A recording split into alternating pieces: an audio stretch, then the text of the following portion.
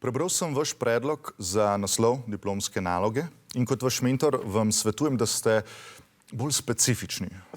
Na kakšen način pa, profesor? Torej, svobodna volja pri Kantu. Morda bi bilo bolje pojem svobodne volje pri Kantovi moralni filozofiji. Meni se pa zdi njegov naslov čist fajn. Zakaj bi bilo pa treba komplicirati? Gospa Novak, res je zelo neobičajno, da mama diplomanta pride na govorilne ure za diplomsko nalogo. No, to sem vam že večkrat povedal. Jaz sem vam pa že večkrat povedala, da naš Blaži ne more na avtobus, kadar je v zraku vlaga. Zato, ker ima astmo in alergijo na lešnike. Pa ga pač moram jaz pripeljati. Ampak se lahko zunaj počaka. Jaz sem vas lepo poklicala pa vprašala, če ga boste vi prišel domov iskat, pa ste rekel, da niti slučajno. No, zdaj smo pa tle, a ne? Zdaj smo pa tle. Dobro. Gremo lahko naprej.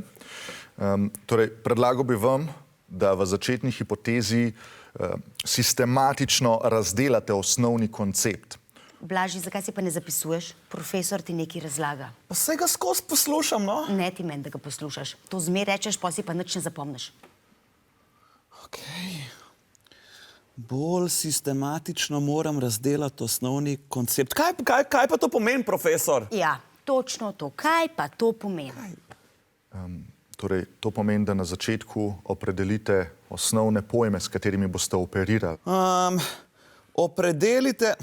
Opredelite osnovne pojme, s katerimi boste operirali. A s tem mislite, da opredelim, kaj je svobodna volja?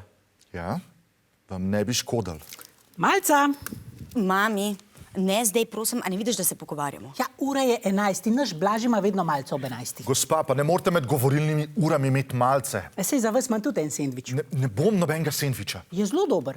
Vse mi je, gospa, nočem nobenega sendviča. A boste z ogrsko ali s pršutom? Pršut je noter. Ja, naš domač. Domač pršut. Aha, pa kuhana jajčka. So domača? Ja. Pa za vas imam ta največji sendvič. No pa gledajte. In on bo našemu Blažju o svobodni volji.